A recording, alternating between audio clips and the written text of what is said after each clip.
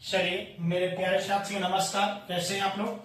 तो आज की क्लास में हम लोग जो पीछे से हम लोग जो है अर्थमेटिक्स प्रोग्रेशन अर्थात अंक गणितीय श्रेणी या समांतर श्रेणी की बात जो हम लोग चल रहे हैं, समांतर श्रेणी में क्वेश्चन नंबर 6 नंबर पर पहुंच चुके हैं। तो चलिए क्वेश्चन नंबर 6 को हम लोग डिटेल्स करने का प्रयास करते हैं। इसमें क्वेश्चन क्या है, कह रहा है कि क्या एपी 11,8,5,2 ... का, सोच लीजिए, का क्या लिखा है, का एक पद -150 है तो क्यों है, और नहीं है तो क्यों नहीं है। हाँ, ऐसा ही है। अब सोचिए बुआ, आप सोचिए, बोलिए कि एकरा में -150 आता है क्या? जैसे इस सीरीज है, जैसे 11 में से 8 या 3 3 में से 8, 11 में से 3 या 8, 8 में से 3 या 5, 5 में से 3 या 2, 2 में से 3 या -1, -1 में से 3 या -4। तो उसी प्रकार ऐसे करते करते क्या एगो पद बीच में आता है क्या -150 है क्या? ऐसा है तो क्यों है, और नहीं है तो क्यों नहीं है, यही जानना है। तो जानने से पहले जो अब अंतिम मान के चलते हैं कि एगो -150 इस पद में कहीं होगा, तो मान के चलते हैं कि लास्ट में होगा, मान के चलते हैं कि है, तो हम लोग मान के चलते हैं कि अंतिम पद कितना दिया, -150। यदि रहेगा तो समझिए n का मान पूरा पूरा सही आएगा, और जब नहीं रहेगा तो पूरा पूरा मान सही नहीं आएगा। पक्का है? देख लीजिए। तो पहले आपने लिख लीजिए कि दिया क्या क्या है। सॉल्यूशन में लिखेंगे कि दिया क्या है, माने सॉल्यूशन दिया है। क्या क्या दिया है बाबा? सोचिए, पहला पद तो दे लिया, पहला पद कितना 11, और डी का मान बोलो बाबा 8 - 11 बराबर कितना, -3 ना, क्योंकि 8 प्लस है और माइनस, प्लस माइनस घटेगा, और घटेगा तो बड़का में से हमेशा छोटका को घटाया जाता है।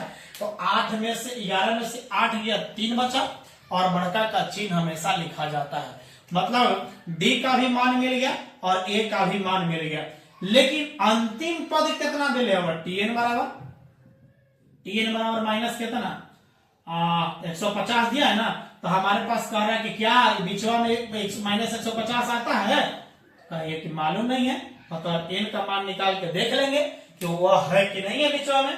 तो चलिए हम लोग सूत्र से पहले आइएगा, कहां से आएंगे बाबा, बार बार वही रहेगा, बार बार हम कह रहे हैं कि बहुत बेहतर है आप कॉन्सेप्ट यदि क्लियर कर चुके हैं। तो यदि कॉन्सेप्ट क्लियर है तो अरे धाकड़ बन जाइएगा, धाकड़।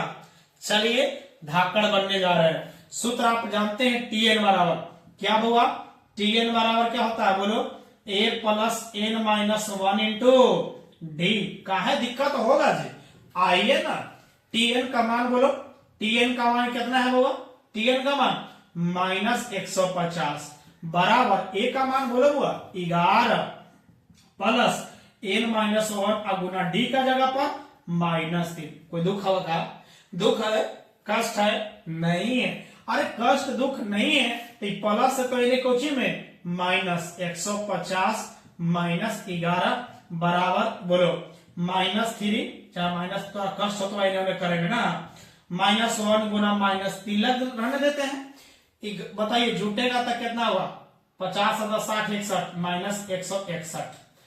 अब सोचिए ये बताइए, माइनस जो है n - 1 और गुना -3 है ना, ये माइनस से माइनस खत्म हो जाता, मत सोचिएगा ये गुना में है, बहुत बच्चा बहुत गलत करता है कभी कभी, प्लस हो गया।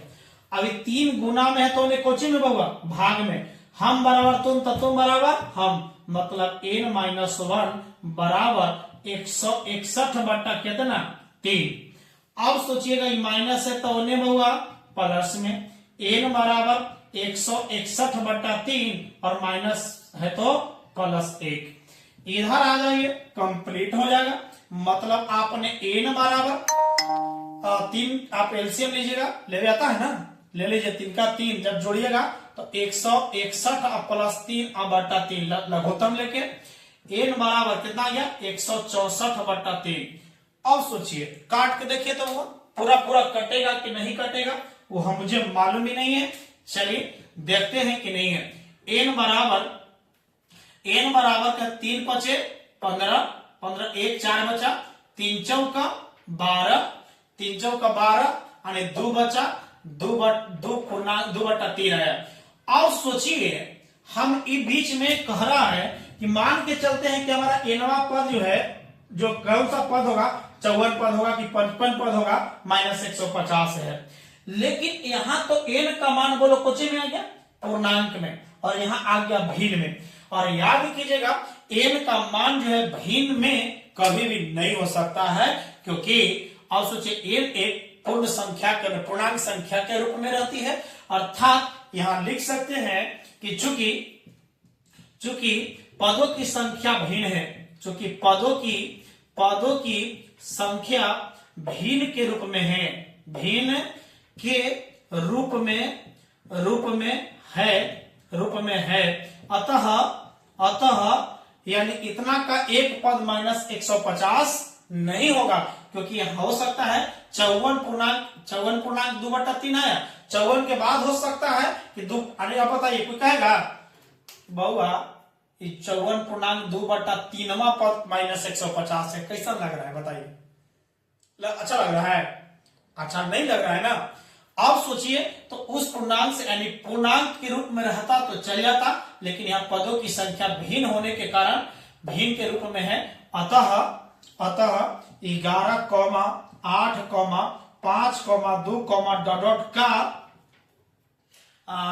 -150 पद नहीं है, का -150 पद नहीं है। यही है आपका आंसर। अब सोचिएगा, क्या जो बच्चे को जब समझ में नहीं आएगा तो कमेंट कीजिए, कमेंट करके बताइए, हम आप लोग को इसको डिटेल्स करेंगे, समझाने की और भी प्रयास करेंगे। जो बच्चे हैं कॉल से बात करेंगे, पूरा डिटेल समझाने का प्रयास करेंगे। तो याद कीजिएगा, आप इसको कंप्लीट कीजिए, और जितने लोग साथी हैं प्लीज जल्द से जल्द लाइक शेयर जल्दी कर दीजिए, इतना तो बनता है, सब्सक्राइब कर दिया कीजिए। चलिए मिलते हैं अगले क्लास में। Thank you so much.